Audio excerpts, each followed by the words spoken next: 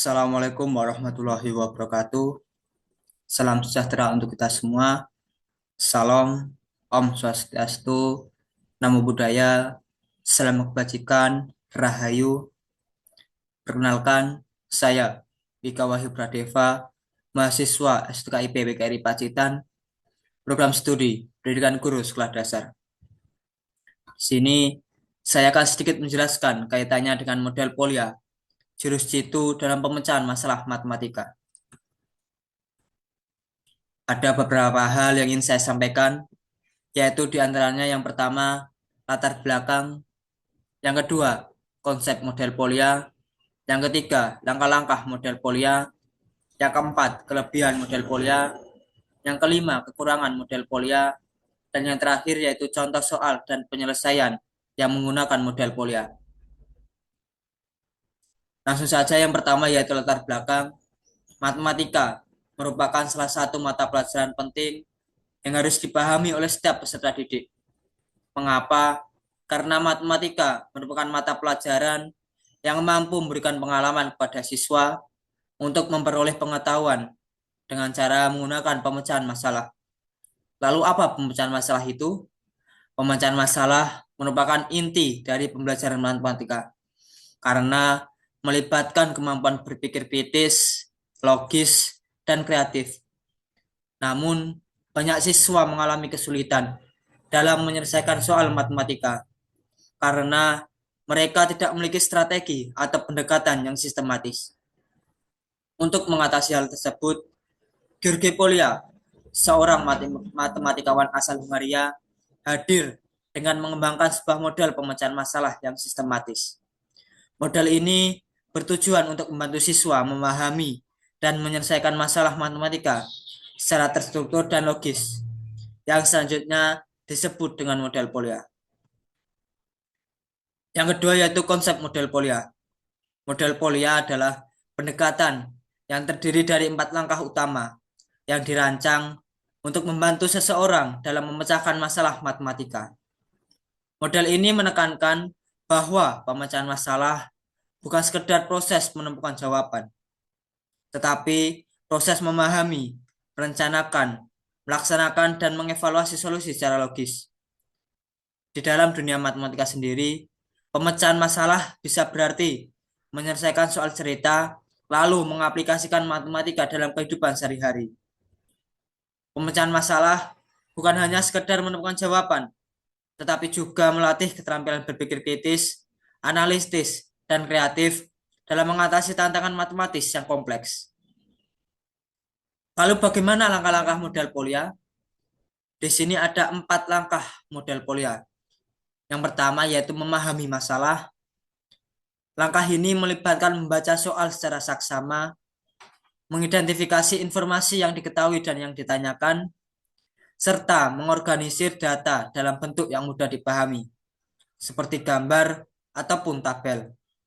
Langkah kedua yaitu membuat rencana, menentukan strategi atau metode yang akan digunakan untuk menyelesaikan masalah, seperti menggunakan operasi hitung, membuat gambar, mencari pola, bekerja mundur, ataupun mencoba-coba.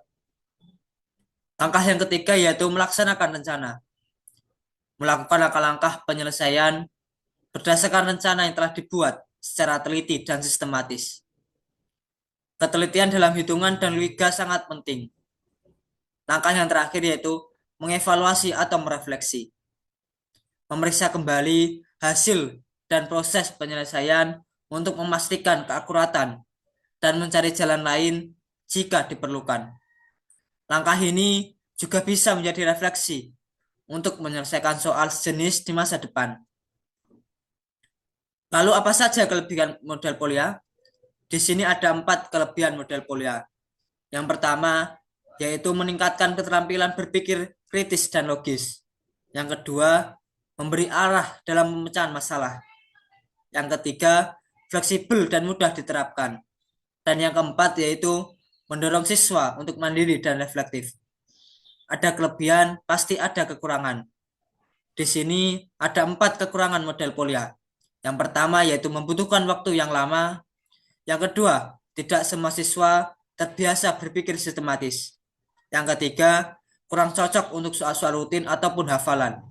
Dan yang keempat yaitu memerlukan pendampingan guru. Untuk selanjutnya di sini ada contoh soal dan cara penyelesaiannya. Di sini contoh soalnya yaitu Dina memiliki 48 kue. Ia ingin membagikan kue tersebut secara sama rata ke dalam beberapa kotak. Setiap kotak harus berisi 6 kue. Berapa banyak kotak yang dibutuhkan Dina? Dengan menggunakan langkah-langkah penyelesaian model Polya, di sini ada 4. Yang pertama yaitu memahami masalah. Diketahui tadi di dalam soal Dina memiliki 48 kue, di mana setiap kotak berisi 6 kue. Lalu yang ditanyakan, berapa banyak kotak yang dibutuhkan? Lalu lanjut ke langkah yang kedua yaitu membuat rencana.